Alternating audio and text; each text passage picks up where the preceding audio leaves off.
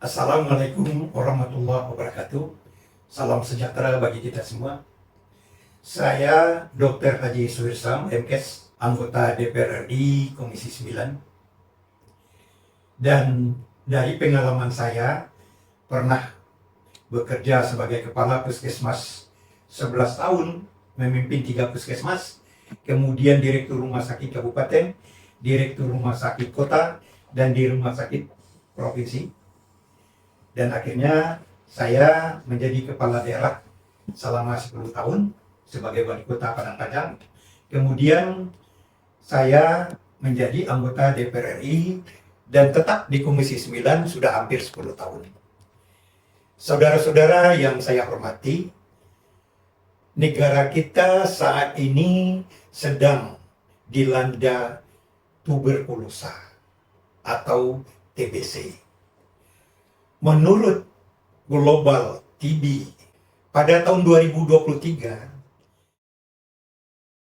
kita nomor 2 terbanyak penderita tuberkulosa di dunia. Jadi yang nomor 1 India, nomor 2 Indonesia. Lebih daripada 134 orang yang meninggal tiap tahun. Dan kita tahu, penyakit tuberkulosa itu bukan menyerang seseorang saja, tetapi dia sangat mudah memindahkan kepada orang yang dekat dengan dia. Tuberkulosa itu disebabkan oleh Mycobacterium tuberculosa yang menyerang paru-paru dan saluran pernapasan lain dan jaringan-jaringan lain, dan mudah ditularkan melalui udara, batuk. Bayangkan, satu orang dapat tuberkulosa, satu rumahnya berapa orang? Pasti kena. Pasti kena. Walaupun tidak ada gejala. Sebab Mycobacterium tuberculosa apabila masuk ke tubuh seseorang, kalau daya tahan tubuhnya kuat, dia tidak menimbulkan gejala. Tapi kalau sudah lemah nantinya, ada faktor pencetusnya seperti merokok, kurang tidur, dan sakit yang lain, maka tuberkulosa ini akan aktif kembali. Saudara-saudara yang saya hormati, orang yang kena tuberkulosa jelas fisiknya melemah, nafsu makannya turun, dan produktivitasnya pasti terganggu, pasti turun. Oleh sebab itu, untuk Indonesia saat ini kita sedang membangun, maka tuberkulosis ini harus kita eliminasi. Malu kita, masa orang Indonesia menderita tuberkulosa, nomor 2 di dunia. Alhamdulillah, Presiden terpilih Pak Prabowo Subianto itu menjanjikan kepada masyarakat bahwa tahun 2029 eliminasi tuberkulosa. Tuberkulosa ini adalah penyakit yang mudah diobati dan bisa sembuh, asalkan kita patuh memakan obat sesuai dengan anjuran dokter. Yang banyak adalah pasien itu dapat tuberkulosa, dikasih obat oleh dokter, dimakan sebulan, 2 bulan, merasa tidak sakit lagi, berhenti. Sedangkan untuk menghabiskan kuman tuberkulosa di dalam tubuh kita ini, kalau kita kena itu sekitar 6-9 bulan.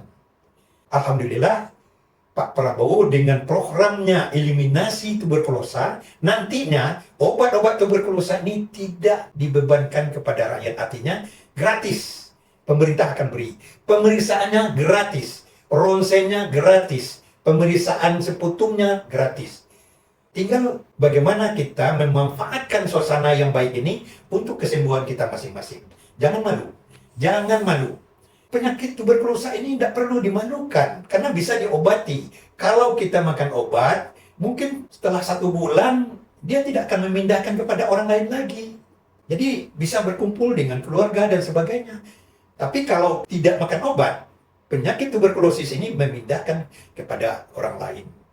Oleh sebab itu, mari kita nantinya, kalau program eliminasi tuberkulosis ini dijalankan oleh pemerintah melalui Kementerian Kesehatan dan kementerian-kementerian yang terkait lainnya, mari kita manfaatkan, mari kita beramai-ramai untuk memeriksakan diri, sehingga kalau kita ada tuberkulosis bisa diobati.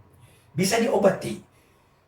Walaupun mungkin yang sudah menderita tuberkulosis yang pernah diobat dulu, kemudian berhenti menjadi pasien TB yang resisten obat.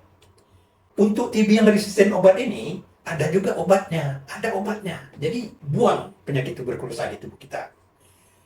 Kemudian kalau kita tuberkulosis, nanti keluarga kita yang serumah itu akan diperiksa gratis. Kemudian mana yang dicurigai paru-parunya kena, ya diperiksa dahaknya. Kalau sakit diobati. Yang tidak sakit akan dikasih obat pencegah. Jadi tidak akan mungkin sakit lagi walaupun dipindahkan orang karena kita diberi obat pencegah tuberkulosis. Nantinya begitu program tuberkulosis eradikasi tuberkulosis ini bisa dijalankan, mari kita ramai-ramai. Coba dibayangkan, pada tahun 2022, 700 orang lebih pasien baru yang datang ke fasilitas kesehatan. 2023 menjadi 800 orang lebih. Diperkirakan 1.060.000 orang yang menderita tuberkulosis. Itu baru yang dapat. Coba dibayangkan, yang tidak diperiksa berapa banyak. Saya tidak akan salah mengatakan bahwa penderita tuberkulosis masih banyak lagi, mungkin berlipat-lipat daripada penderita tuberkulosis yang belum memeriksakan dirinya terhadap kesehatan. Sekali lagi, mari kita manfaatkan begitu program eliminasi tuberkulosis ini dijalankan oleh Kementerian Kesehatan beserta jajarannya sampai ke puskesmas, sampai ke posyandu, nanti akan terlibat semuanya. Mari kita manfaatkan, jangan malu-malu kita menderita tuberkulosis. Kita harus bebas, harus kita berobat sehingga kita bisa sehat, maka produktivitasnya akan tinggi, ekonomi kita akan baik. Jadi saya rasa mungkin itu yang dapat saya sampaikan. Terima kasih. Wabillahi taufiq wal hidayah. Assalamualaikum warahmatullahi wabarakatuh.